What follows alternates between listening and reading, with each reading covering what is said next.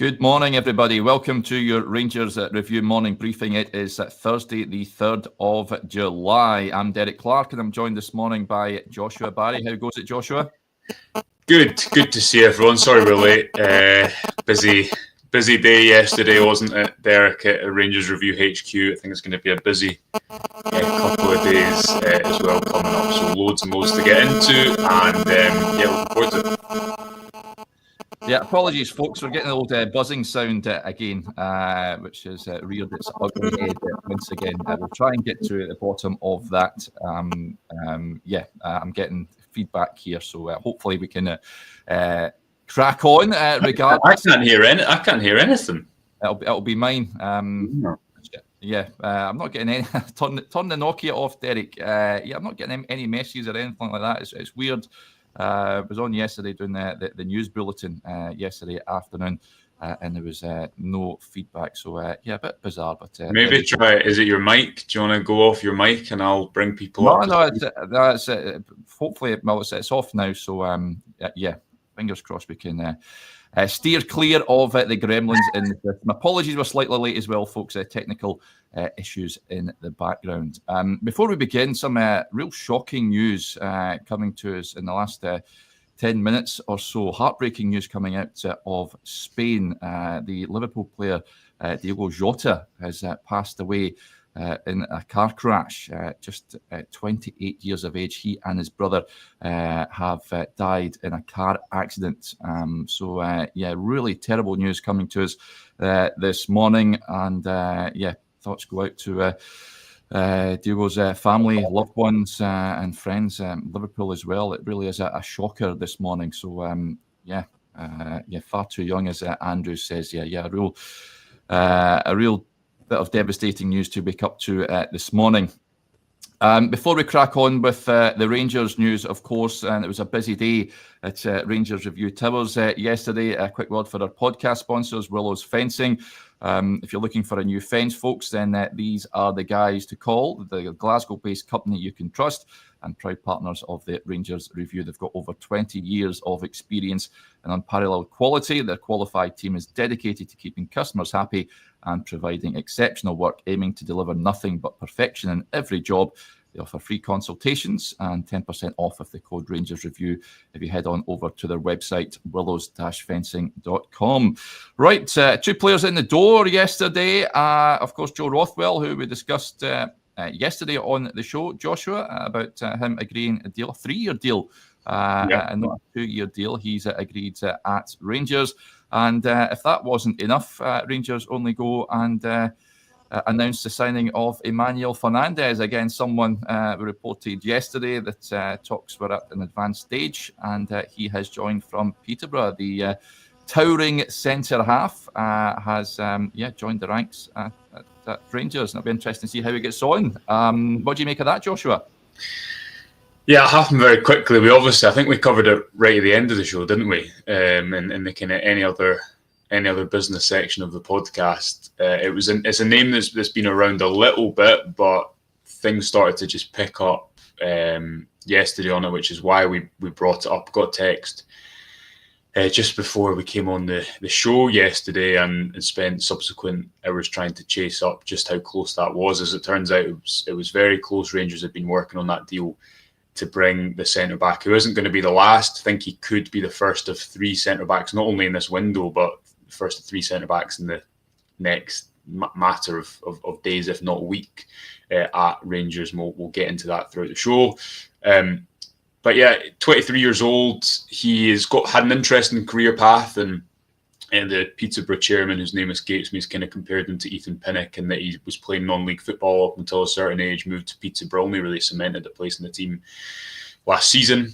Interestingly, one of his better games was against Everton in the FA Cup, where Dan Purdy and Kevin Thelwell were watching on. I think that was in January time. That was when obviously Ashley Young played against his son's team. I don't think his son actually came on that game, but that FA Cup fixture at Goodison Park was maybe one of the first times that both of those individuals now at Rangers had seen him playing in person. And he arrives on a 4-year deal. It's not an insignificant investment as we understand it, not quite at the 3.5 million up front, but believe it is a number of millions, close to 3 million mark that Rangers will pay, with a lot of add-ons included in that deal. And not the two signings yesterday are by no means going to be the last. I think, Derek, in the next couple of days, and we can get into who might be next coming through the door as well.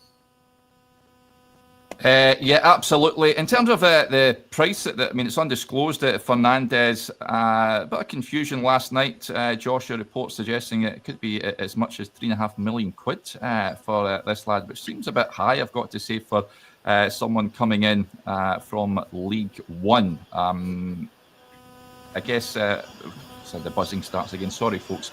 Do we know what that would be realistically be for Fernandez coming up from Peterborough? Yeah, as I just said there, as I let you address this buzzing, believe it. He was he signed a 3-year deal in 2024. He was close to a move to Norwich in the January transfer window. So while we don't believe it's 3 million, 3.5 million up front, I believe the whole deal is around about that, within that region. So it is a significant investment. This isn't a player that Rangers have spent, £500,000-600,000 on. While he will be one of, I would presume, as I say, 3 centre-backs who are coming into the club this window, and will be one of the 4 or 5 that make up that cohort at the back. And he obviously played those 40 games for, I think it was about 40 games for Peterborough last season. Had a very good game in the what's it called? The not the playoff final. What's it called when they play at Wembley? Challenge Cup? I can't remember. It's the EFL trophy. EFL. Also, it's the Virtue trophy now. Yeah, there we go. EFL trophies. So, yeah, no doubt that there's a bit of potential being invested here. And it gets into the topic of recruitment in the English market. Again, we spoke about it a lot over the weekend, Derek, that our understanding was, based on lots of conversations and noises we're hearing and links in the background, that this summer would see a return to shopping in England quite frequently, reflected by the fact that that's largely where a lot of the people now in charge of Rangers of transfers have worked. Russell Martin obviously is a fairly big say, as we understand it, in recruitment, and that's where he is coached. So far, the upside is maybe the players better. Sometimes the prices are going to be slightly inflated. Rangers have more money to play with this window, but Theo Aasgaard, who we'll come on to as well, believe that won't be an insignificant investment either. Nassar Djiga, I believe it's pronounced, will be on loan. We reported yesterday that Rangers are facing some competition for that player, centre-back, who's at Wolves, 22 years old. Moved to Wolves for about £10 million in January, as on a contract until 2030.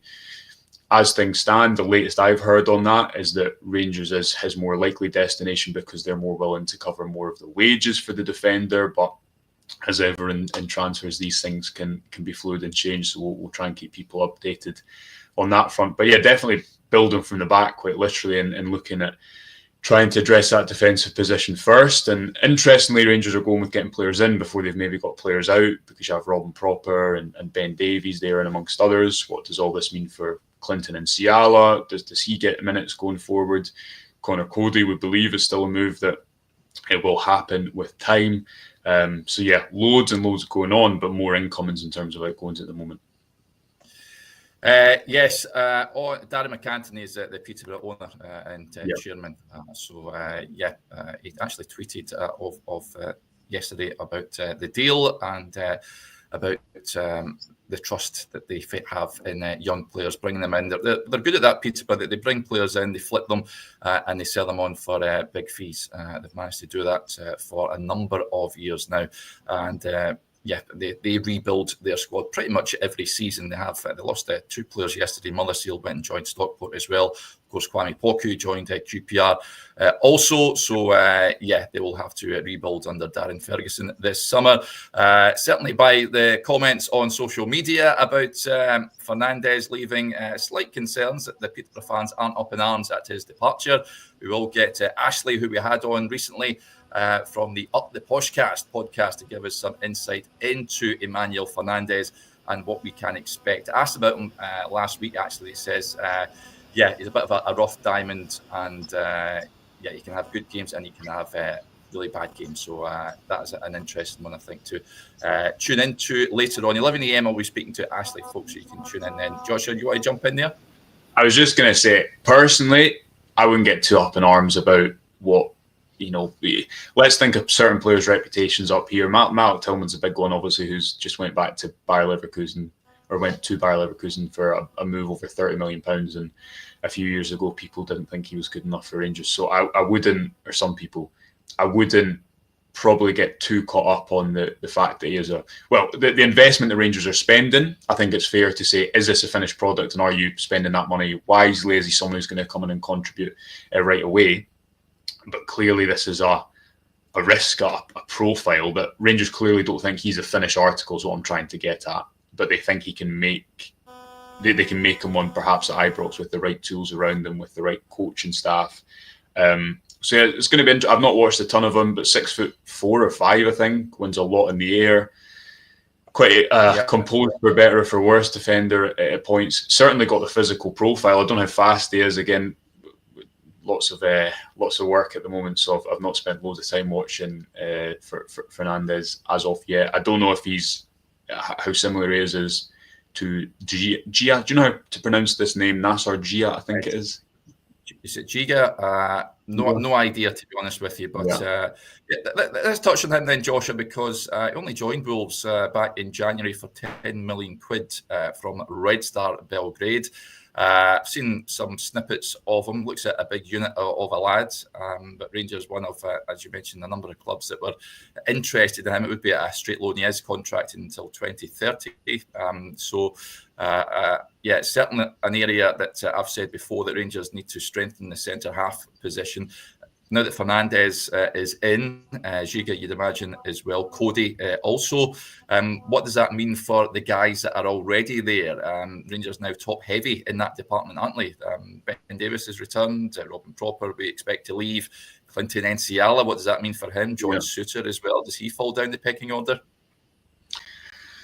Probably, if Djiga comes in, because he is someone who is coming to play games. If Rangers can get that loan deal through, and as I said a minute ago, believe that the fact they might be willing to pay more of the defender's wages will swing this in their favour, because there's a lot of clubs that are interested in him.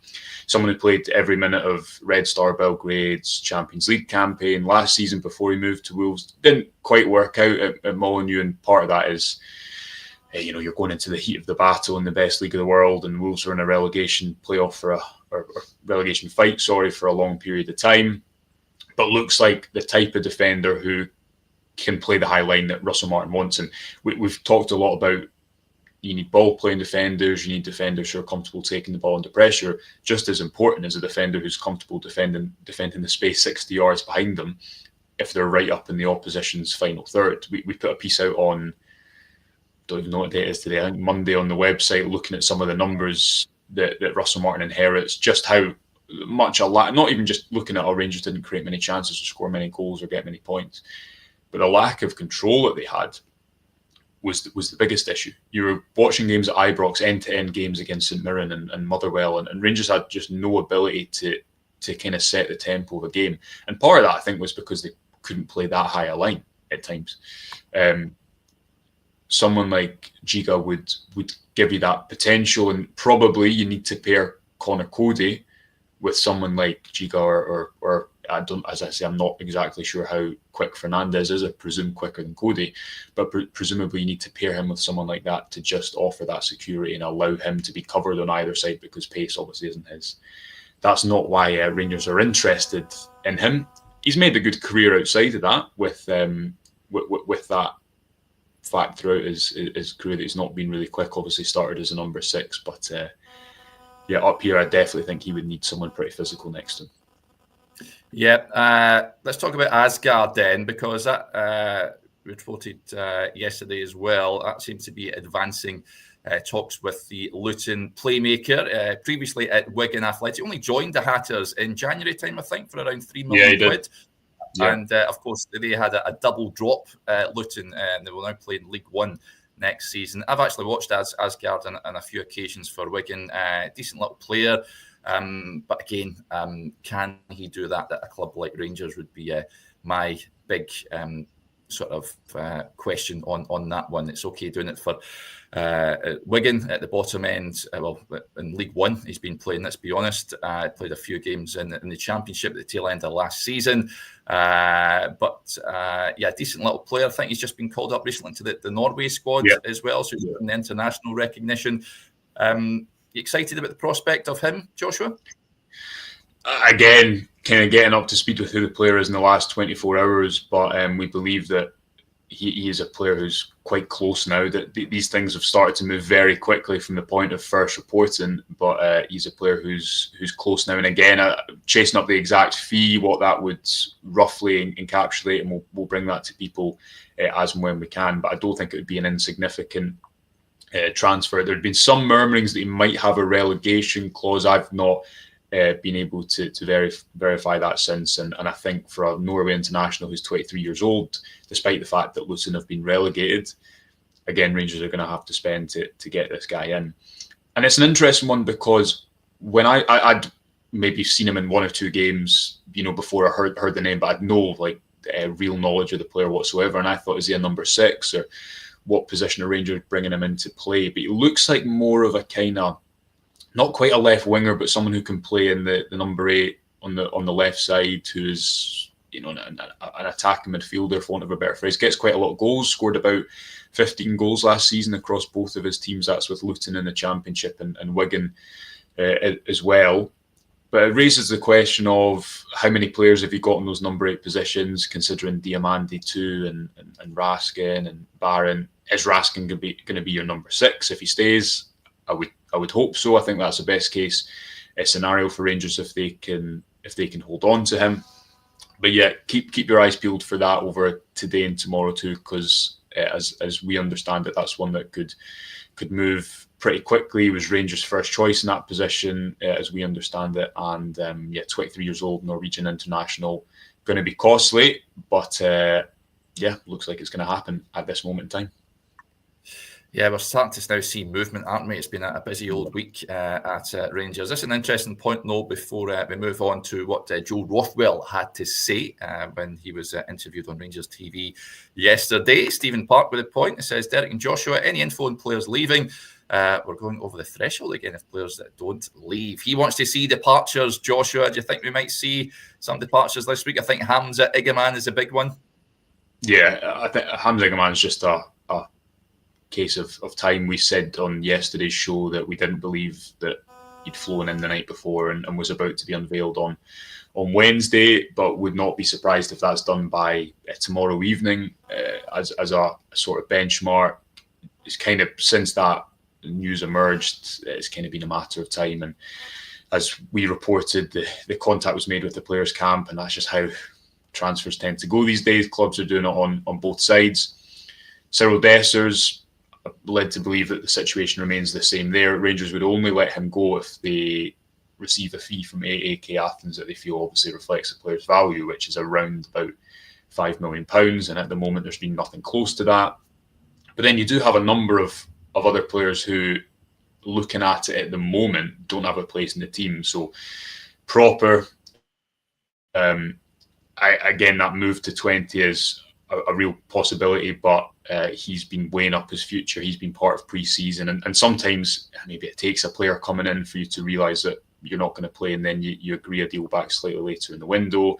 Ben Davies obviously retains interest in the Championship, but he's on good money at Rangers. Can they find a buyer? Can they find someone to take his wages off their hands? And is it a risk getting all these defenders in first who can maybe play the Champions League games, but then don't give you as strong a bargaining tool to get players out the door? Ridvan Yilmaz too, hearing some interesting things about his potential future. So lots and lots of there's lots of players to get out, despite the fact that already had 6 or 7 leaving at the end of last season, and obviously Panathinaikos gets ever closer as we speak. But nothing that I know of that is absolutely imminent. That's not to say that nothing could happen, because so much news and so much information is flying around at the moment, Derek. But you're right to say that as well as that Igaman money, giving Rangers a bit of headroom in terms of what they can spend if they are investing pretty heavily in Fernandez and Aasgaard as well.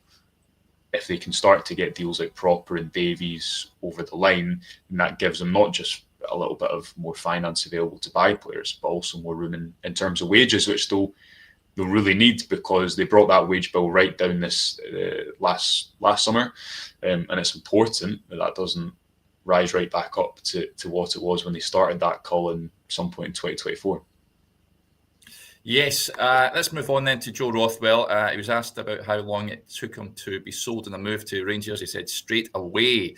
Then with the manager coming in as well, it made that decision a little bit easier for me, because obviously working with him and knowing what type of guy he is and how he wants to do things, that was an even bigger pull for me. But besides that, the club speaks for itself, really. It doesn't take much selling to you. And as I say, as soon as interest was there, it was an immediate yes from me. He continued, he said, I've said it in past interviews, just as a man, Russell Martin is one of the best I've come around, and he's all about the players. He'll always put the players first, and I'm sure the lads will get to know as they get to know him a bit better. But tactically and things like that, he's brilliant as well. So I'm looking forward to now getting to working under him again. So Russell Martin, a big factor in Joe Rothwell coming up. Interestingly, I never knew this, but he says he's also eligible to play for Scotland. Yeah. He says, I'm eligible from my mum's side. Her mum is Scottish, and it's something I've always been keen to do. And obviously that wasn't the reason I came here, but hopefully if it plays a part and gets me into the international setup, then I'll be delighted with that. So Steve Clark, if you're watching, get him called up. I think midfield is a strong area for Scotland, but I'm surprised he's not been called up before now, Joshua. Yeah, I didn't know that. What did he say was his mum's side? Mum's side. His mum's mum. His mum's mum. Yeah, I know. I didn't know that either. Yeah, but he's 30 years old, isn't he? I don't know. It doesn't. It was not on my radar whatsoever. But it could be a nice little subplot for Rothwell. I was surprised that the 3-year contract I thought was going to be 2 plus 1, but maybe that's perhaps why those negotiations took a little bit longer. I don't know. I'm just speculating on that one. It's important to get players who are ready now, I think, within this summer, and Rothwell will give you that. He's obviously good. He's good enough because he's played at the top end, winning promotion to the Premier League, and I think, as we discussed yesterday, it's not a terrible reflection on him that he's not playing in the Premier League coming up to Rangers, because those two levels are just worlds apart. But yeah, 3-year deal is again, it's an investment on that front to bring in a player you're not going to resell, and that's the balance that needs to be struck this summer. If you're losing Igaman, we don't know yet what's going to happen with Raskin. We still need to retain players who have a sell-on value in the future. Maybe, presumably, Rangers see Fernandez as someone that could do that in a couple of years, and Aasgaard too. But when you sign players at 23, 24, clubs aren't really spending big on players after 25, 26, are they? So it's quite a narrow time to try and flip them around. But they also need players in, and getting 2 in yesterday takes them up to 4 for the window if you include Lyle Cameron, and he'll get his first taste of Ibrox against Club Brugge on Sunday, won't he? Which is on Rangers TV. We were asked yesterday, it is on Rangers TV, 2 o'clock kickoff on Sunday. Before I forget. Good stuff. Yeah, we'll be on as usual. An hour before kickoff to discuss the team, and we'll be on afterwards as well. Big welcome to Pedro Sanchez, who has become a member of the Rangers Review Extra channel, and he's very kindly donated 5 at Rangers Review memberships as well. So that's very kind of you, Pedro. Thank you, and welcome to the channel. Hopefully you enjoy the content that we produce here at the Rangers Review. Interesting point as well, Josh. I sort of touched on it yesterday about players coming in that understand Russell Martin and his style of play and what he wants and expects from the team.